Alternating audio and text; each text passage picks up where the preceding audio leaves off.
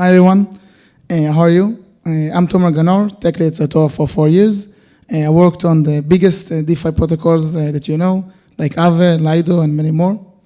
I have a lot of experience with smart contract auditing, form verification, and design review. And I did actually design review for a couple of the biggest protocols in the ecosystem, like, for example, Aave V4, Lido Dollar Governance, and Lido 3.1. So let's start. So why should you listen to me? So I've been working on this project with Aave Labs for the past year. This is by far my longest engagement on a single project. And this full year of work with the team just showed me the level of seriousness they have about security. They really care about security. They're willing to go the extra mile to make sure that everything is as good as it could be. And every small mistake, every small concern, they are fully willing to fix it just to make sure everything is as good as it could be. And it really shows the importance of security for them. So let's start. So what is Aave? So Aave is Ghost in Finnish, so whoever does know, and also the biggest lending protocol and the biggest protocol in DeFi. And they have over 50 billion TVL, and if you don't know them by now, I think maybe this presentation is not for you, but you could stay still if you want. And now they deployed V4 in DeFi Day in ETC. And it's expected to have much more TVL now after V4 is live, hopefully soon. So basically V4 is the newest version of Aave protocol. It tries to solve a couple of different problems. One of them is problem of more like a finance problem. If all of the liquidity is spread out across the blockchain in different pods of liquidity, different pools, that means that when we borrow from one pool, the interest rate for borrowers increase in that pool, and all of the other pools have lower interest rate for borrowers. Which means that there is this inefficient capital allocation between the different pools. And the same goes for depositors or for lenders. They deposit to the not so utilized pool, and now all of their, like the yield is very low, unlike the other pools where the yield is much, much better. So people should always transfer their money between different pools to make the allocation more productive for them. So Aave V4 wants to solve this problem by putting all of the liquidity in one place and connect different spokes, and we're gonna go into it in a second. That will make us be able to have different modes of operation, but all of the liquidity is always utilized as far as there is demand for it, of course. And the second problem or second opportunity we have here is we could innovate on top of Aave V4 by connecting different spokes and different spoke types to the hub, which either built by Aave Labs team or by different protocols. And by connecting them to the hub, you could bootstrap them very easily, and you could just have access to a bunch of liquidity up to, of course, the DAO's approval, and they let you have some credit line, which is substantial. But it makes the innovation much more easier, and other versions, for example, Aave V3, it's very hard to build on top of it without being outside of the protocol completely. Now it could be inside of the protocol with your new system, with your new innovation. Okay, so the initial design, we're gonna go over the initial design, and then we're gonna compare the old assumptions and the new assumptions to make the innovation part, the integration part much more easier. So let's see, the old design, or the initial design was to have users deposit money to the spokes, spoke put the money inside of the hub, all of the money is in the same one place, and then when you want to borrow, you borrow money from the hub, goes to the user, and that's it, very simple, all of the money sits in the same place.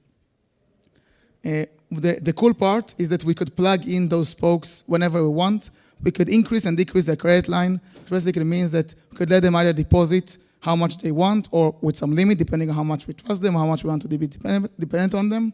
And the same goes for borrowing. If we want to let them borrow up to some amount, then we could limit it, or we could just disable it completely. So depending on the trust we have on them and the trust that the technical team give to them, then it will be basically limiting the risk that we are exposed to. So the trust assumptions is the big thing in this talk. So in the initial design, the spoke was completely trusted. Basically, imagine that you write a smart contract. You know that the smart contract is not malicious because you're not malicious. And that means that you could do whatever you want from the spoke, and the hub will just accept it. Because if you say, I want to get money, you say, oh, probably you should be able to get it, so I give it to you. If you want to report some higher yield that you're getting, oh, no problem. That's probably trusted, no problem there. But that has a problem, because maybe the work is much more efficient, because when we trust, the efficiency is higher because we just do stuff immediately. But the problem is that when we want to connect some other third-party contracts, different new spokes that talking about a lot of developers here, but a lot of people wants to build new spokes, already build new spokes to connect to the hub or to Aave V4 hub. We need to trust them. And maybe you don't want to trust them, maybe we can't trust them that fast. We don't want Aave Labs team to be the bottleneck for innovation. So the change in the trust assumptions from the fully trusting the spokes to be very suspicious about the spokes. Of course, we need to have some trust. They're not trying to rug us, because then they could steal money. But we can trust them much less and still have the same functionality. So let's go over it and see the old design and the new design. So what can break? Everything can break, as you're going to see.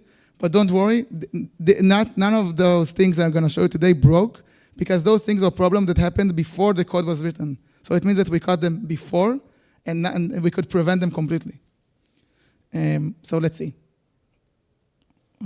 Okay. So first thing is that the transfer function.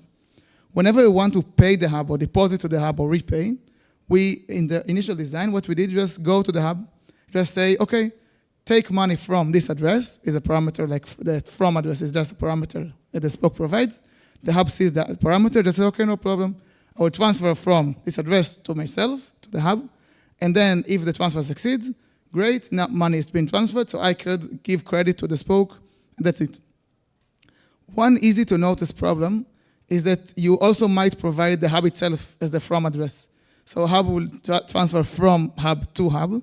That in most tokens just works without regards to the balance of the hub. So even if the balance is $100 and you say transfer 1 million, it usually works because the short circuit in the transfer from function or transfer. So that of course is wrong because it's going to succeed. The hub will think the spoke deposit $1 million when it didn't. The balance is the same. And then you just get credit for $1 million, and that's, of course, not good, because then you can withdraw it. That's not good, or you borrow against it. And another problem that might happen is that the spokes are just fully trusted in a way that you transfer from any user that approved the hub already. So even if the user is not, doesn't know the spoke, if we just connect this spoke to the hub and give it permission just to deposit, which would be very safe, you could just steal approvals from random users that use this asset in different spokes that just approve the hub. And that means that we could make the hub steal money for us and give us the credit for it. And then, of course, they could steal the money and use it. So that's not good. It only works if the spokes are fully trusted. But if you want to enable third party, then it's less good for us because now it's another thing we need to check. So instead, what we can do is we can give the permission, the responsibility of the spoke of the transfer to the spoke. That means that from now on, the approval will go to the spoke. Spoke will transfer money from the user to the hub.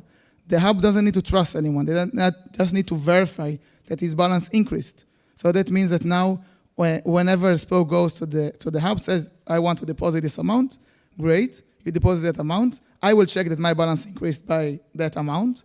And the hub doesn't take money from anyone, gives money to anyone. And now there is no trust that the hub needs to do outside of the spoke, and the user don't need to trust the spokes anymore. Doesn't need to trust other spokes, only the spoke they want to trust. So that helps the user, or helps the hub to have less trust in the spoke, which is the same functionality basically. Here we transfer to the hub, here we transfer to the hub, but now we have less trust. Okay, so now deficit.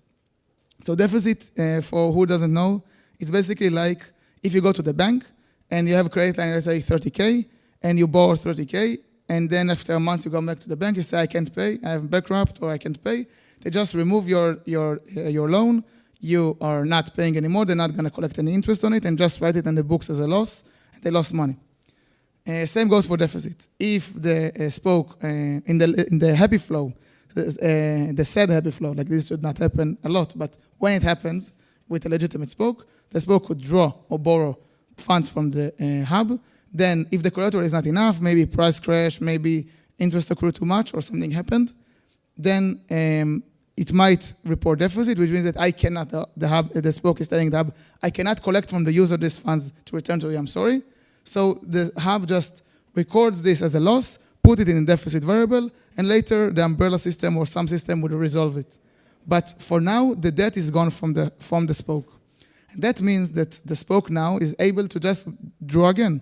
Because imagine you just go to the bank, have a 30K credit line, you use it, you say to the bank, I'm not paying, and then you're not paying, and then you use it again. Just borrow again 30K, again not paying, again 30K, you just drain the system. So this works if the spoke is trusted and they won't just print money and just steal money from the hub. But once we want the system to be not trusted, or the spoke to be third party that we don't trust or check less, this would not work. The solution is very easy. What we do is just put the deficit of the spoke as a part of its credit line. That means that if you draw 30K, or let's say $1 million, you borrow $1 million, and you report deficit on the 1 million because you can't collect it from the user for some reason. Sounds like shady, but let's say it can happen technically. That means that this 1 million is still a part of the credit line. It's still being utilized. So you can just say, I report deficit, I can't pay, but give me more money. You cannot take more money that you haven't paid yet. So that means that when you try to draw again the second time, you just revert. So now the hub protects itself. That means that the spoke could borrow from the hub at any given point up to the draw cap, up to the credit line. And the deficit is a part of that. So that means that we can trust less in the spoke. And this credit line will be configured, of course, by risk managers, depending on the collaterals the spoke have, depending on who built it, depending on the trust that maybe the developers, the develops team will give in the spoke, and many more reasons. But you could borrow up to that limit and not more. Another problem with the deficit, because deficit is very unique, is that also the rounding of deficit. For the system to work, we had to use precise numbers, much higher precision than the asset precision. That means that, for example, if we draw in dollars, let's say this is the lowest amount that we can draw is $1. And the precision of the inputs will be much higher than that. Let's say 1 cent, which is only 2 decimals more. Usually it's 6 decimals more or more, but let's say 2 decimals more. So we can report deficit on 1 cent, which means that basically the spoke can say, oh, I can't pay this 1 cent. So we have two options when we do it. Because we record internally the deficit in asset terms, because that's how much we're not getting paid. So we can choose either to round it down to 0 or up to 1. Either one of them doesn't work. If we round down to 0, then we could just report deficit to smaller than $1 amounts, and then the debt is gone, and the deficit stays 0 because we round down to 0, round down to 0. And that means that basically, if we borrow, let's say $1, let's say that's the draw cap, $1, and we report deficit 1 cent 100 times, we just round to 0. So there is no deficit, there is no debt, and we just didn't pay anything, and we could borrow more, which is not good. Or, and that was what chosen in the end, it sounds like it should work, it's a round up. Which basically means we're gonna utilize more of the credit line than what the spoke was meant to. So we are punishing the spoke for rounding, for this rounding. Basically imagine that we borrow $1 and we report deficit 1 cent. We run it up, which means that now we use full $1 of the credit line just for the deficit, and we owe extra 99 cents for the debt. And that is okay, because like we only check the credit line when we borrow, so that's okay. But if we do it again and again, let's say 100 times, because we have 100 cents in a dollar, that means that we could be in the deficit of $100, and we initially borrowed only $1. That means we basically printed assets to the system. Total amount of assets in the system increased without us even transferring money to the system. So that means that we printed money. So we donated money to the system without transferring anything to it. If you transfer asset to the system, and by that donating money, that's okay, because you lost assets, someone else got them, that's okay. But if we didn't transfer any assets, and by accounting alone, we created this false inflated asset. And that is a problem, because we can basically print money. And again, that's okay if the spoke is trusted and if everything is okay. But if the spoke is not so trusted, or we want to do it faster, what we will do instead is just to not round.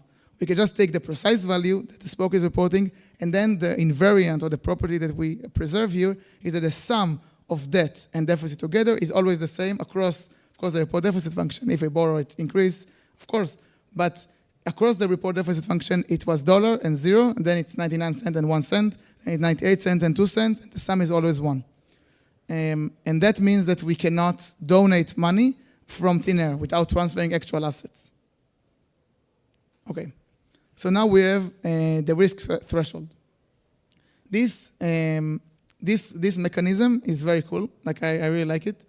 And basically what it does is, so risk premium shares are the way of the system to compensate users for risk that, for excess risk that they bear because of risky lenders.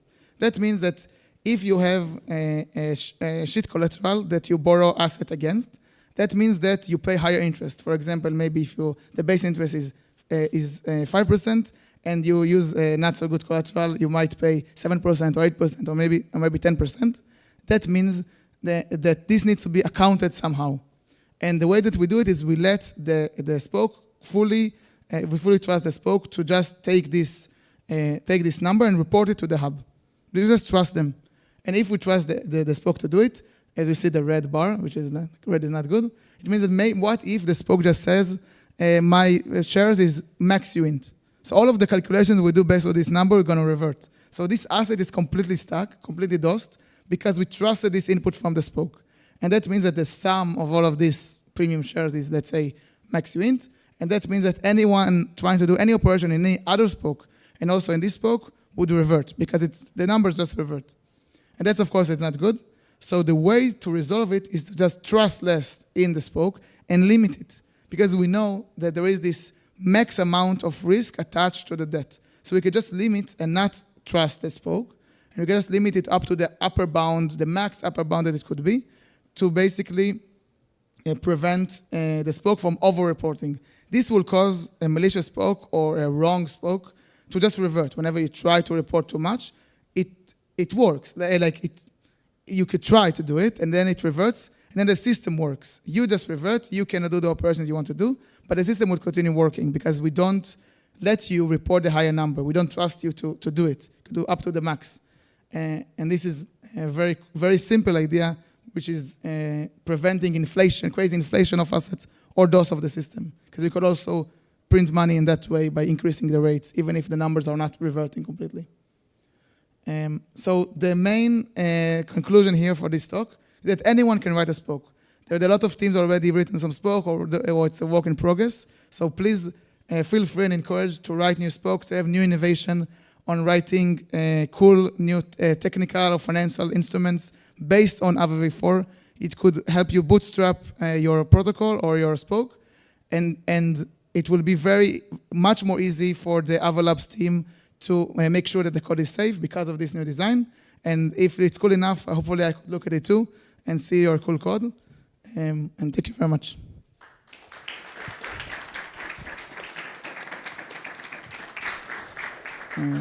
Thank you for our presentation. Anyone have a question? No? Anyone? Yes? You said that you got these before the code was written. Is that like actually before the code was written? Okay. Yes, yes. How did you think about the process there? Basically what happened is that Aave had an on-site last year, and we participated in the on-site, and there was some stuff like they were talking about what could and could not happen and what they want to be able to build on top of it. And during this process, during the design phase, I was talking with them and trying to help to break the system just before they have the code already. So we said, this transfer from, it's easy to see that it might be a problem, but that has also the other risk of the transfer from anyone and trust that you give. And basically every part of the system that you want to build this feature on top of, then you think what can break. And then even before, you don't need the code to think about these things. And it's very annoying when you already written the code and then you need to change everything because you change the design.